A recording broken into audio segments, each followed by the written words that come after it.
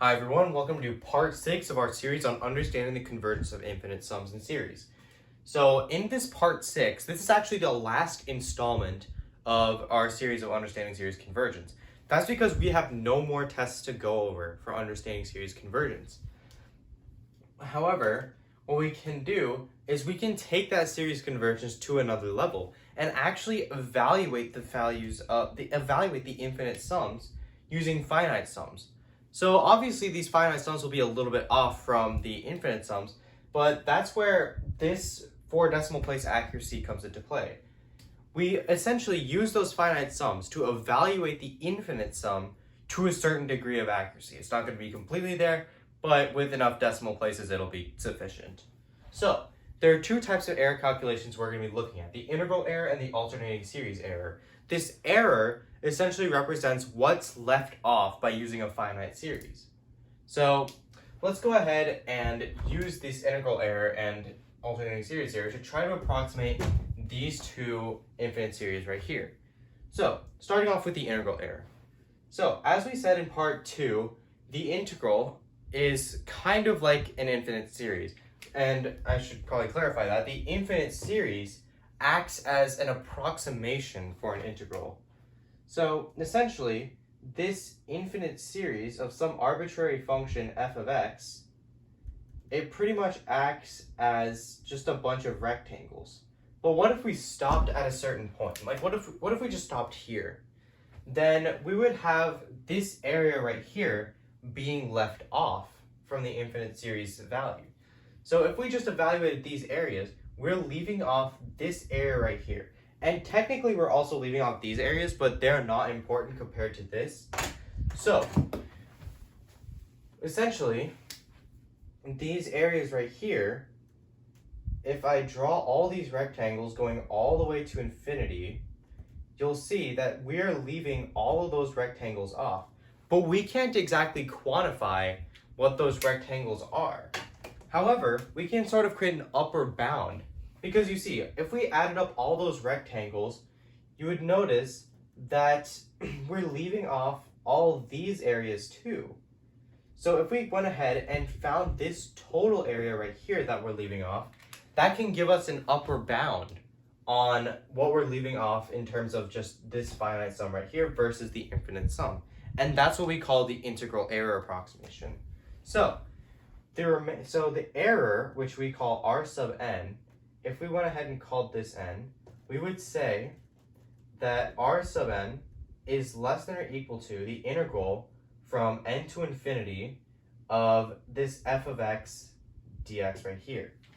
And this right here is what we call our upper bound. This integral represents what we're leaving off with the highest value it can be, pretty much. So let's go ahead and try to apply this formula right here. So our goal is to approximate the series from 1 to infinity of 1 over n to the 4th to 4 decimal place accuracy. So first of all, we need to clarify what our function is. So our function, f of x, that's going to be 1 over x to the 4th, right? So the integral from n to infinity of 1 over x to the 4th dx, we're going to say that that's less than whatever 4 decimal place accuracy represents. Now, 4 decimal place accuracy represents this value right here, 0.00005. And you're probably thinking that it should represent 0.0001, but we have this extra 0.5 right here so that we don't face the issue of rounding when we actually evaluate the finite sum. That way it'll be more accurate. So this integral right here must be less than this value. So let's go ahead and try to solve out this integral. So this integral is the limit as some value t goes to infinity, the integral from n to t of 1 over x to the 4th dx. This is equal to the limit as t goes to infinity of the antiderivative of 1 over x to the 4th. Using the reverse power rule, we get that this is going to be negative 1 over 3x cubed. And we're going to evaluate this from n to t. And I'm just going to go ahead and skip the fundamentals theorem of calculus step. And I'm just going to go ahead and go straight to the result for the sake of work. So if we were to expand out this solution right here, evaluate the limit, and then cancel out everything, we're just going to be left with 1 over 3n cubed, and that is going to be less than 0.0005. Now, let's go ahead and try to solve out this n right here. Now, we're gonna have to use a calculator to solve this because there's no way we could do this in our head. We don't know what the cube root of 20,000 over 3 is. We just don't know what it is.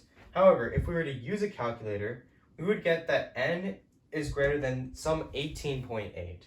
So, therefore, n is going to be 19. So we're going to have 19 terms. So, essentially what this means is the series from 1 to infinity of 1 over n to the fourth is approximately the series from 1 to 19. And this is our finite sum right here of 1 over n to the fourth. And if we were to evaluate this infinite series, we would need a calculator for that. And by using this calculator right here, we would get that this series from 1 to infinity, or from 1 to 19 of 1 over n to the fourth, that's going to be this value right here, 1.0823. And that's it. That's pretty much how we can use this integral error calculation to get an approximate value for this infinite sum right here. So let's go ahead and move on to the other type of error. We have this alternating series error right here. Now this is a more common error that you'll see, because when we do Taylor series, you'll notice that this alternating series error, a lot of the Taylor series are alternating. So we're going to be using this alternating series idea throughout pretty much all these Taylor calculations. So we can approximate like what ln2 is, what each squared is, what sine of 1 is, etc. So let's go ahead and draw a visual. So we're going to go ahead and show another way of representing an alternating sequence. So what I'm going to do is I'm going to just draw a bunch of lines. So this line right here, this represents our first term in the alternating sequence, a sub 1. And this is also the same as s sub 1.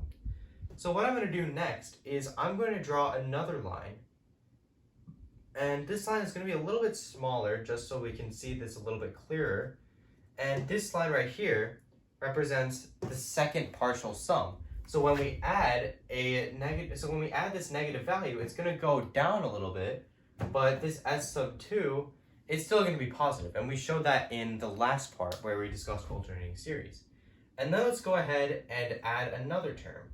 So if we added another term, we would have this because we're adding a positive term that's a little bit smaller.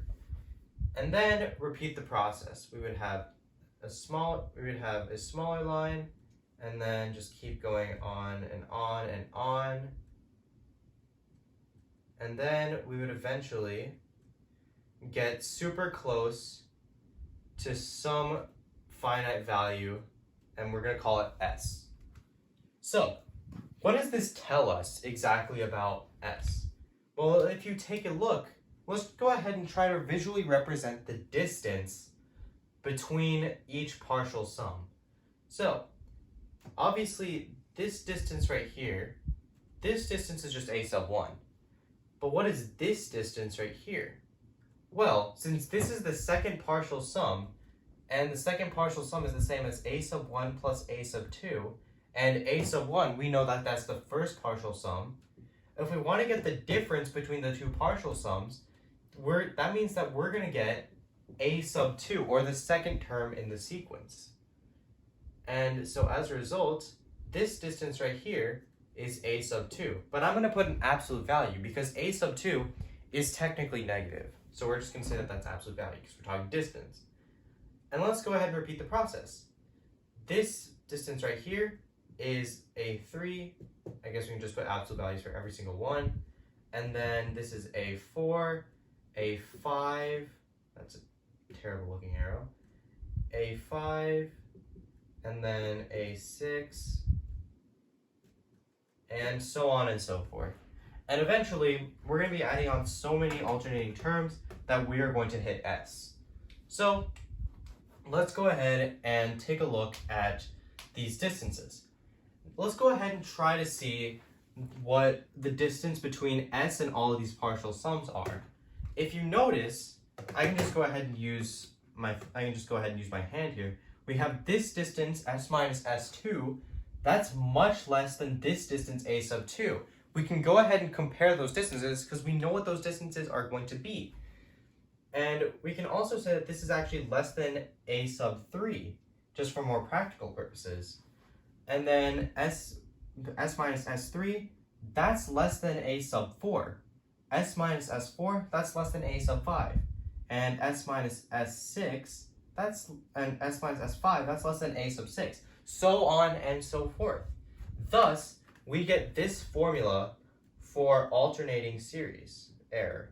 This error right here, which is represented as the absolute value of the infinite sum minus the finite sum, this is going to be less than the absolute value of the next term. And this gives us an easy upper bound to work with. And it's going to be a lot more practical than just using A sub n, because A sub n will not give us the accuracy that we truly need, because we had too large of an upper bound. So, therefore, we can go ahead and use this formula to approximate alternating series to some degree of accuracy. So let's go ahead and try that. So we have the series from 0 to infinity of negative 1 to the n over 2n plus 1 times n factorial. And we're to approximate the series to 4 decimal place accuracy. So this one's actually a lot easier, because what we can do is we can just take the absolute value of this A sub n and then set that less than 0.00005. So let's go ahead and do that. So the absolute value of this series, that's just going to get rid of the negative 1 to the n, because the absolute value of negative 1 to the n is just 1. So we're going to get 1 over 2n plus 1 times n factorial. That's less than 0.0005. And remember, we have that less than because this is the least accurate it can be, pretty much. So there's no actual way to evaluate or to solve this inequality because we have a factorial here. However, we can go ahead and use tables and functions to evaluate what this is going to be. So I have an NSPIRE, and not a lot of schools use NSPIRE calculators. So it's going to be a little bit different for me, but I would look into how to use a table for a function on a TI-84 because that's the more commonly used calculator. And then you would just be able to solve this inequality. Sorry about that. So using this table right here, we can just go ahead and scroll through just all these values until we find one that's less than 0.00005. And note, this is equal to, in calculator notation, 5e negative 5. So just look for something that's less than 5e negative 5. As you can see, we have this term right here. That's 1.3227 e negative 5, and that's less than 5e negative 5. And as you can see, this is associated for when we have 7 for x. So as a result, n equals 7. But let's not be so hasty as to put 7 in our upper bound for the sum. Because here's the thing. We said that s minus s sub n is less than a sub n plus 1. This means that what we get here is 1 greater than what we actually have to add. So we have n equals 7. What we call this is our error term. So in reality, the upper bound for the summation, for the finite sum, is 6.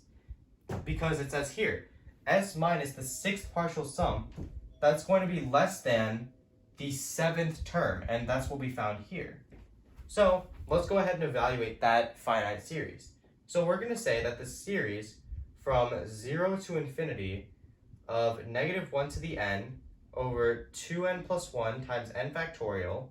This is approximately the series from 0 to 6 of that exact same series. Negative 1 to the n over 2n plus 1 times n factorial.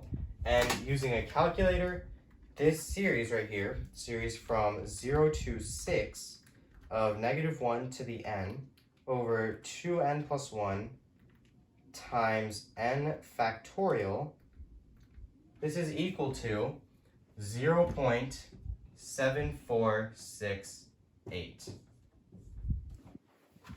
And that's it. That is the alternating series error. Now, as you can see, the alternating series error is a lot more efficient than integral error because this one does not require you solving out an integral. This one you can just take the absolute value, set that less than, solve, and then just do the finite sum. So that's why the alternating series is extremely useful. And when we get to Taylor series, we're going to be using this a lot, along with another error type that only applies to Taylor series. But yeah, that concludes this part, and that concludes the series on understanding the convergence of infinite sums. I hope you enjoyed this series, and I hope it boosted your understanding of how series can converge and how we can check if those series can converge. So with that, I hope to see you in future videos.